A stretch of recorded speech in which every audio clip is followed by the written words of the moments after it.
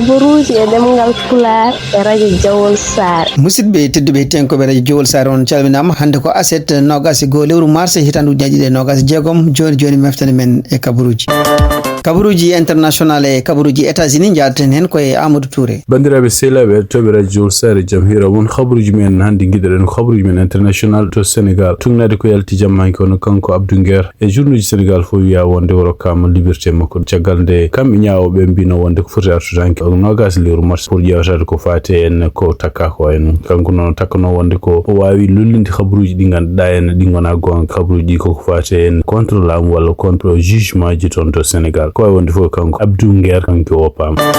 hande toon Sénégal ko fate en hareɓe goni oɗo sadio en ko fate ñawore cour d'appel CAF confédération africaine de football waɗi contre mabɓe kamɓe Sénégal en wayno oɗo sadio en kadi won gueɗe kesse caltuɗen ko jiita tan supportuji tugnade hande winda e journal biyeteɗo wis port en wayno ko kamɓe rendunoɓe toon ɓe en koɓe jeeyana e ponno wonde wayno kadi waɗi ko wiyete korum il faut ko yimɓe joyo tawe so tawa no woni boto ngu fota waɗede donc eko yaltiñi Allah ma wiya won goto tawaɗo e nguɗo boto ɓeɗo yimɓe joyo wonde wiyaɓe wonde timi korum en wayno ko kañum hoore fotani tawede tan wono kanko biyeteɗo Moïse Ben Taher ko tunisinaji enen noma yo ardu fedde wotere wiyetende FTP en wayno ko kañum hoore fotani wonde hen ko ɗum ɗo fof kadi ko addude awɗo sa joni ko décision mo ɓe ƴefti kamɓe cour d'appel toon to kaf wiide wonde ko kamɓe Sénégal jeenare nde ɓe keeɓi caggal nde ɓe keeɓi Maroc en wayno potani heɓe ɗum noon kadi fawde Sénégal wiide wonde ko Sénégal kañum hoore mum kañum fiya caggal nde yalti nokku pettirɗo toon to Maroc to oɗo sa joni hen noon kamɓe Afrique du Sud ko janti e kadi supportude Sénégal wiide wonde ko décision cour d'appel mo kaf waɗi o ministre public ko fawde justice toon de Sénégal ono Yacine Fall waɗi déclaration o wi wonde ko kamɓe leydi Sénégal maɓe daro darde ɓe mbawi wonde foof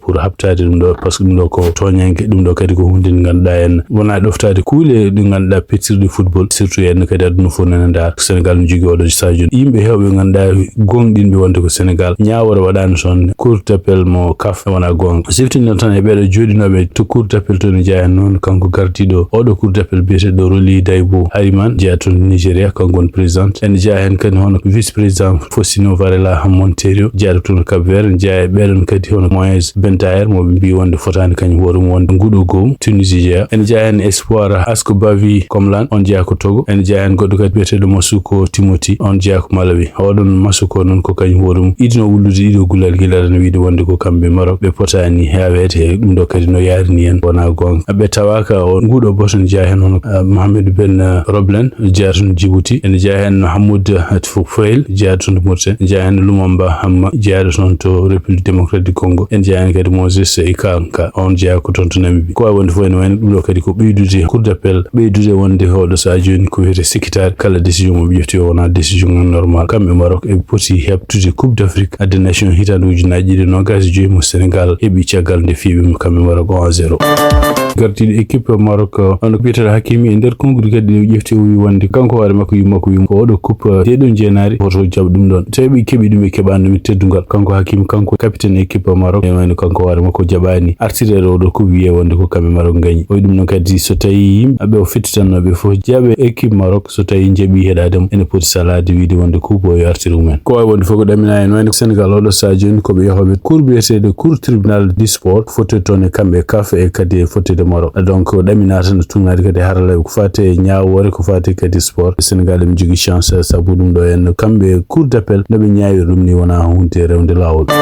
habaruji men international hande hade wonde hakkunde kamɓe Israël États-Unis e Iran tugnade kadi ko yalti jamma han gonno kamɓe Iran ɓe mbawi wallade misilaji ɗiɗi mawɗi misilaji ɗi kadi ene wayno jeehi haken abbo ujunaji ɗiɗi e temmedde 3 kilométre toon to océan Indien kamɓe Iran e wayno ɓe tobbuno ko base américaine e Angleterre gonɗo to dondu wiyetende Diego Garcia noon woni koye océan Indien woni kadi ko Sara Réunion ɗum noon kadi ko hunde addude oɗo sadio no fayde saabu Iran jogade ɗum doole wawde wallade misilaji ujunaji ɗiɗi e temmedde 3 kilométre ummade Iran kanko Donald Trump e nder konngudi haalanoɗe ballo wino wonde ko woni koye ƴeewde peeje fof beele ustude hare nde ustude doole ɓe jogui kamɓe États-Unis pour bombardement ji toon to Iran kono noon ɗum kadi wona hunde wontude gonga saabu kamɓe Israël e nder konngudi jaltude toon to Tel Aviv hanke kanko Benjamin Netanyahu wi wonde kamɓe doole mabɓe kamɓe Israël e États-Unis ɓe goni koye ƴeewde bombardude ɗeɗo balɗe fof ɓeydu ɓeydude bombardement ji to Iran ɗum firti wonde ko haalluɗin lutde woni ko hulleteɗo oɗo sadio joni honde kamɓe américain est ce que kanko Donald Trump wona e peeje ƴeftude wiide mum yahamo newde militaire uji to Iran e surtout en dundi nde Iran jogui to banggue rewo leydi Iran dundi nde kadi ko kañum jogui kala ko wiyete production pétrole gonton wonande haralleɓe hewɓe mbi wonde so tawi waɗi ɗum ene wayno ko guerre hakkude Iran e États-Unis jogori wontoti ko guerre États-Unis Vietnam no wanoni ko hunde nde ganduɗa kamɓe américain jini façon général so ƴewama yimɓe jo hen tato en wayno jaɓani kala ko fati oɗo guerre surtout neldude militaire uji toon to Iran siftinde on tan ko haare nde oɗo sadio joni yarat koye yontere tateɓere e kamɓe Iran koɓe puɗɗi heɓde missilaji gummotoɗi toon to Israël e États-Unis ko ala fof leyɗele oɗo sadio joni araɓeɓe wonɓe toon to moyni renɗe ɓe kamɓe ne ɓe bombardani ɗum noon ɓe mbi wonde koɓe toɓɓata ko intérêt ji américain joni jaa hen ko sakkiti ko en ɓe bombi Jordanie Arabie Saoudite Qatar Bahrain e Kuwait ɗum ɗo fof ko leyɗele ɗe ganduɗa en kamɓe américain ñam jogui toon base uji militaire uji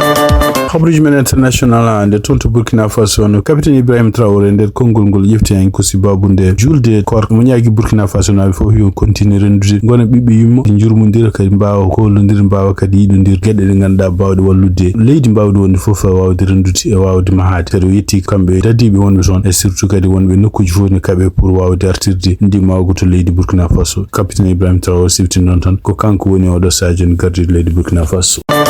to Nigeria ko famdi fof ken wona temedde ɗiɗi militaire américain ji nan toon oɗo sa joni taw ko wallude militaire ji Nigeria naɓe heɓde ko fate ƴoyire holno ɓe mbawi yitirde ɓeɗo waɗa boniyankoɓe islamiste toon to Nigeria ko jiida e ɗum ɗon ne wayno ko kamɓe américain ji neldi kadi drone aji biyeteɗe MQ9 ɗiɗon kadi ko drone aji bawɗi weyde kadi pour bawɗe yitude kala ko sorni ko mbiyete espionnage ɗum ɗo fof ko wawde wallude Nigeria habde waɗa boniyankoɓe tampir ɗum toon to Nigeria ɗiɗi duuɓi sappo e joyi ɓennuɗi ɗiɗi d'abord ko takkude Nigeria wonde ko Nigeria ene walla waɗa boniyankoɓe pour habde walla warde kala catholique en wonɓe toon kono wona caggal muɗum américain ji kamɓe koye maɓɓe ɓe mbawino wallodira Nigeria naaɓe yande won guure won bombude ɗum noon fof ko ƴewde habde waɗa boniyankoɓe tugnade an e joguiɗo konngol kamɓe Africom ɓe mbi wonde ɗiɗo militaire ji wona militaire ji yahoɓe ne kaɓoye koye militaire ji walloɓe kala ko fayate ƴoƴre no andira holno to ɓeɗo waɗa boniyankoɓe goni ha hande kadi tugnade habaruji gumɗi to Israël ɓe mbi wonde Iran yi berlimo missile wuuro wiyetego Dimona nokko kadi ko nokku mo ganduɗa jillorde kala ko fate gande patuɗe nucléaire tugnade hande habaruji gumɗi toon Tel Aviv ɓe mbi wonde missile berla to noon wayni ko gañi ken wona 49 naɗɗo to centre nucléaire wayni ko kamɓe Israël naɓe mbi wonde ala mayɓe hen kono noon waɗi bonandeji kewɗi ɗum noon ko wuuro wiyetego Dimona wuuro ngo kadi woni to banggue worgo leydi Israël habaruji men ɗo e États-Unis toon to congrès hono ɗeɗo balɗe ɗiɗi ɓenni tuggi alhamis fade aljuma hono jeeyaɓe administration surtout jeeyaɓe intelligence e jeeyaɓe kadi kala ko fate en défense leydi ngoni ko toon to congrès ɗum noon kadi ko haalluji lurtodirɗi ko fate en ruttitade e haalluji kanko biyeteɗo Tulsi Gabbard ko haalluji ɗe o haal wiide wonde e nder lewru février hitan ujunnaje ɗiɗi nogas e ɗiɗi kanko waɗa mo ko arini toon to congrès o wi wonde ko ala fof intelligence mo jogui pour wiide wonde ko Iran oɗo sa joni woni koye peeje wadde kala ko wiyete armement nucléaire de nder kadi haalluji ɗi kalde makko mbi wonde ko hol ƴefto décision wiide wonde menace ne woodi kamɓe wonɓe toon intelligence ɓe fof mbi wonde ko kanko président mo États-Unis ko kanko ƴettata on décision wona kamɓe intelligence mbaɗat ɗum ko hunde lutodirde no feewi ko fate ko andano par ce que ko intelligence walla yimɓe wonɓe toon ko wiyete en espionnage ko kamɓe ƴeftata ɗon décision ɓe gadde président kañum waɗata yamirore pour attaque waɗe ko wonde fof ne wani ko toon ɓe ñalli hanki to congrès kadi en wani ko démocrate en ɓe continue hande salade wonde waɗande budget ko fate en département homeland sécurité fate immigration oɗo sa joni en wani ko ɗum woni lawol joyi ɓuri no wote toon budget o beele ne wawa continue kono noon ne wayno ɓe donki dañde ɓoste kamɓe républicain ji e kamɓe démocrate ɓe donki nanodir ko ɗum waɗi oɗo sa joni kanko Donald Trump wi wonde hawnaki mo ƴeftu kadi yimɓe mo ganduɗa liggotoɓe fate en wiyeteɓe AIS nawdi ɗumen toon to aéroport uji pour wallude rende aéroport uji États-Unis siftinde on tan oɗo budget kalteɗo kamɓe liggotoɓe aéroport hen wayno ko oɗo sa joni e ɗum oɗo dumunde fof eɓe liggo kono ɓe jooɓa kadi ko caɗele continue wonde ɗo en ɗo e États-Unis ko yanti noon kanko Elon Musk tugnade kadi konngudi jaltuɗi toon to journal biyeteɗo Forbes o wi wonde ko mo yobba kamɓe liggotoɓe TSA ɗum noon ko renoɓe kala ko fate natoɓe walla yaltoɓe aéroport uji Amérique mo wiyoɓe ɗumen feccere jobdi mumen sen ɗum noon so tawi oɗo shutdown kamɓe saɗiyankoɓe mbawani nanodirde pour wadde budget ko fate wallude homeland sécurité kanko Elon Musk ko jeeya koye gouvernement Trump tawde kanko ardino ko mbiyata gouvernement efficiency hande habaruji men États-Unis biyeteɗo Robert Mueller ko gankitannoɗo Donald Trump ko fate en golle walla jukkondiral makko e kamɓe Russie ko adi hitande ujunaji 2017 wiyamo kanko Robert Mueller en wano sankima hande suba mo yarano duuɓi capanɗe jeetati e goho siftinɗon tan kanko Robert Mueller ko enquêteur spécial ƴeftunoɗo e manda makko gadon kanko Donald Trump ɗum noon manda makko kadi ko surtout enquête ko fate jokkodiral kanko Donald Trump wadduno e Russie naɓe fate élection ngaji hitande ujunaji 16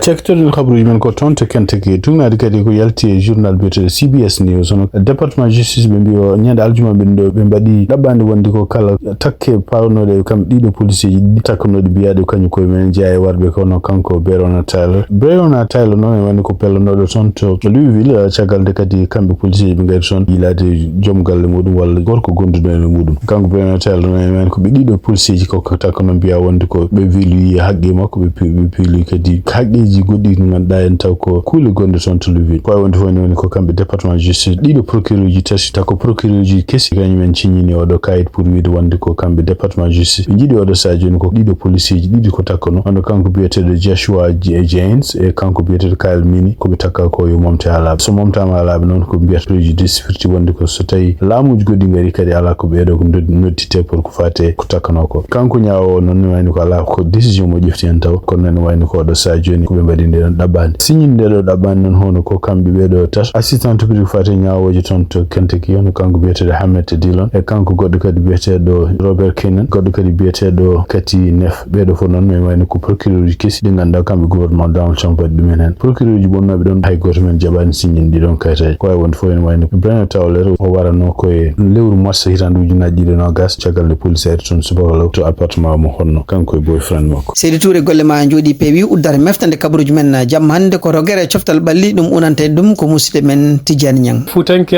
salminama en calmini hettiyankoɓe haalirde radio Wolsare to mbawi wonde fof gadorɗen kabaruji men coftal ɓalli koye nder leydi Mauritanie kiiɗe hanki on keblo kippu leydi Mauritanie Arturo Lopez Garay o yaltini doggol nogas e jeegom petto fenêtre FIFA potel ceylagal hakkunde kippu leydi Mauritanie nando mabɓe leydi Argentine nogas e jeeɗiɗi nduɗo lewru ndu gonɗen so woni 23h GMT potel ngal zuwat ko to leydi Argentine ngol ɗo doggol en tawi hen jour uji ɗiɗi kessuyi poule hono biteɗo Jordan Lefort jouoto championnat mo leydi France Ligue 1 équipe AS Angers en tawi hen biteɗo Diadji Gassama teskamo galtugol hono biteɗo Souleymane Anne attaquant to championnat mo leydi Qatar 2e division jaɓanten ko to wuro Rosso kiiɗe hande ne wanno pottel cehilagal to Stade Ramdan mo Rosso Renaissance Monaco mo Rosso kañum hiwdirno équipe olympique mo Sab ko olympique mo Sab ko wawi hebde polgu taw ko loggi ɗiɗi ndiga latéral équipe nationale mo leydi Mauritanie Ibrahima Keita kiiɗe hande oɓe qualifima demi-finale Ligue des champions africain caggal polgu kipu mabɓe Espérance de Tunis e yesso kipu Al Ahli taw ko loggi ɗiɗi e loggi tati sawrendinan pottitte ɗiɗɗe foof ko Espérance de Tunis wawi hebde polgu taw ko loggi nayyi loggi ɗiɗi